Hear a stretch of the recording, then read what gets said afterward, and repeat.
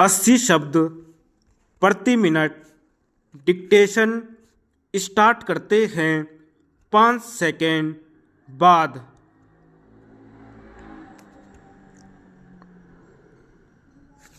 महोदय, संसदीय प्रणाली में सरकार का उत्तरदायित्व सीधे नागरिकों के प्रति न होकर उनके द्वारा चुने हुए प्रतिनिधियों के प्रति होता है।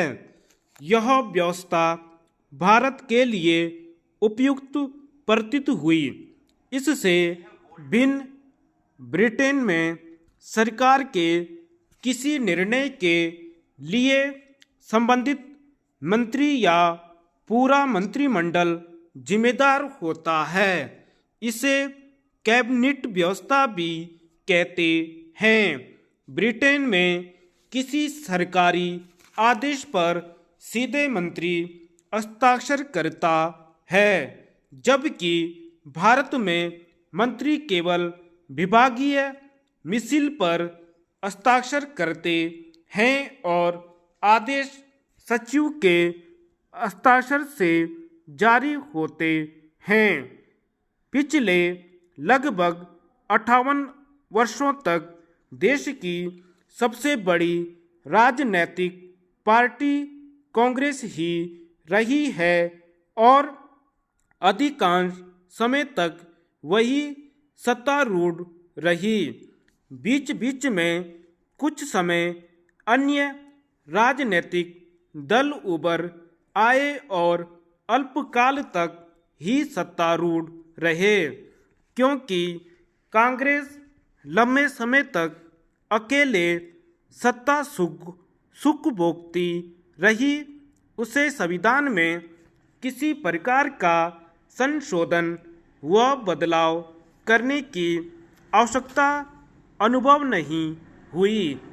वैसे भी संविधान बनने के बाद भी भारत में व्यवस्था के प्रश्न पर लगातार विचार विमर्श होते रहे। क्या संसदीय प्रणाली हमारी इच्छाओं व आकांक्षाओं के अनुरूप सिद्ध हुई है? नेहरू जी ने कहा था कि यदि यह संविधान लोगों की मूलभूत आवश्यकताओं, रोटी, कपड़ा व मकान की समस्या हल न कर पाया तो वह एक कागज का टुकड़ा मात्र है।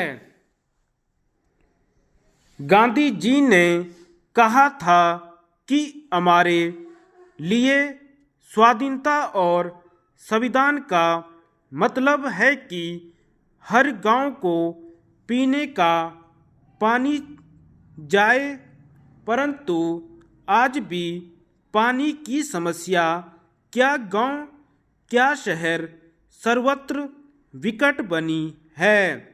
ऐसे में अगर संविधान समीक्षा की बात उठ रही है तो आश्चर्य नहीं। जो कुछ देश में घटित हो रहा है और जिस अनिश्चितता के दौर से देश गुजर रहा है, इसकी परिकल्पना कदाचित हमारे संविधान के निर्माताओं को नहीं रही होगी। कुछ वर्षों से देश में राजनीतिक उथल पुथल मची हुई है। देश से कांग्रेस का राजनीतिक वर्चस्व समाप्त प्राय है। छोटे छोटे बड़े कई राजनीतिक दल उभर कर आए हैं। फलतः एक ही दल की सरकार बनाने की स्थिति बीती बात हो गई है। अब मिली जुली सरकार का दौर आ गया है। क्षेत्रीय दल राष्ट्रीय दलों पर हावी हो गए हैं। वह उन छोटे क्षेत्रीय दलों पर निर्भर हो गए हैं, चाहे वह कांग्रेस हो अथवा भारतीय जनता पार्टी या कोई अन्य दल उन्हें सत्तारूढ़ होने के लिए क्षेत्रीय दलों की सीढ़ी की आवश्यकता पड़ती है। कई राजनीतिक दल एक दो सदस्यों वाले तक होते हैं, परंतु सरकार बनाने में उसका महत्व है। संयुक्त सरकारें अपने निजी बहुमत के अभाव में कोई उल्लेखनीय ठोस कार्य नहीं कर पाती और उनका अधिकांश समय अपनी सरकार बनाने के लिए लग जाता है। फलतः ऐसी सरकारें अल्पकालीन होती हैं और देश को बार बार चुनाव का खर्च वहन करना पड़ता है, जो भारत जैसे विकासशील देश के लिए भारी पड़ता है।